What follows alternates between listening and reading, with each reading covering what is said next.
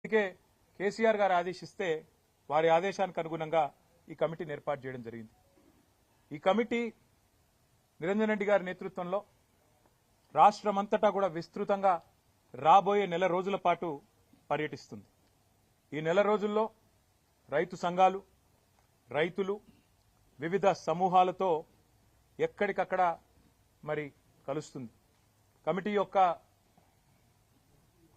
నిజంగా వారి కమిట్మెంట్కు నేను ధన్యవాదాలు కూడా తెలియజేస్తా ఉన్నా. ఎందుకంటే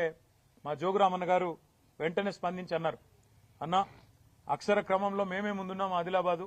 మా దగ్గర నుంచే పని మొదలు పెడదాం, మీరు రండి, మా పూర్వ ఆదిలాబాద్ జిల్లా నుంచే పని మొదలు పెడదామని చెప్పి నిరంజన్ రెడ్డి గారికి చెప్పగానే వారు కూడా వెంటనే అందరితో సంప్రదించి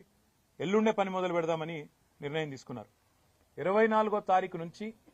ఈ కమిటీ మరి పూర్వ ఆదిలాబాద్ జిల్లా నుంచి తన పనిని ప్రారంభించి రాబోయే నెల రోజుల పాటు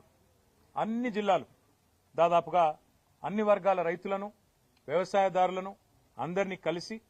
ఏ రకమైన ఇబ్బందులున్నాయి, రుణమాఫీ ఎంత మేరకు జరిగింది, రైతు భరోసా ఎంత మేరకు రాబోతున్నది,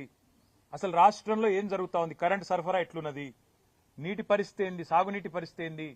రైతులు ఏ రకంగా ఇబ్బందులు ఎదుర్కొంటున్నారు, మద్దతు ధర పరిస్థితి ఏంది, బోనస్ ఏంది, కొనుగోలు కేంద్రాలు ఏంది, అసలు రాష్ట్రంలో రైతు వేదికలు ఏవైతే 2603 ఆనాడు కేసీఆర్ గారి నాయకత్వంలో కట్టుకున్నామో ఆశించిన ప్రయోజనం గాని ఉద్దేశించిన లక్ష్యం గాని నెరవేరుతున్నదా, వాటి వల్ల ఏం జరుగుతున్నది, ఇవన్నీ కూడా అన్ని జిల్లాల్లో పర్యటించి ఎక్కడికక్కడ రైతాంగంతో మాట్లాడి వారిలో భరోసాను కూడా నింపడానికి. ఈ ఉద్దేశం ఏంటంటే రైతులు ఇవాళ నిస్పృహలో 400 మంది పైగా ఎవరైతే బలవన్మరణానికి పాల్పడ్డారో, ఆత్మహత్యకు పాల్పడ్డారో వారి కుటుంబాలు మాత్రమే కాదు మిగతా కుటుంబాల్లో కూడా, ఎందుకంటే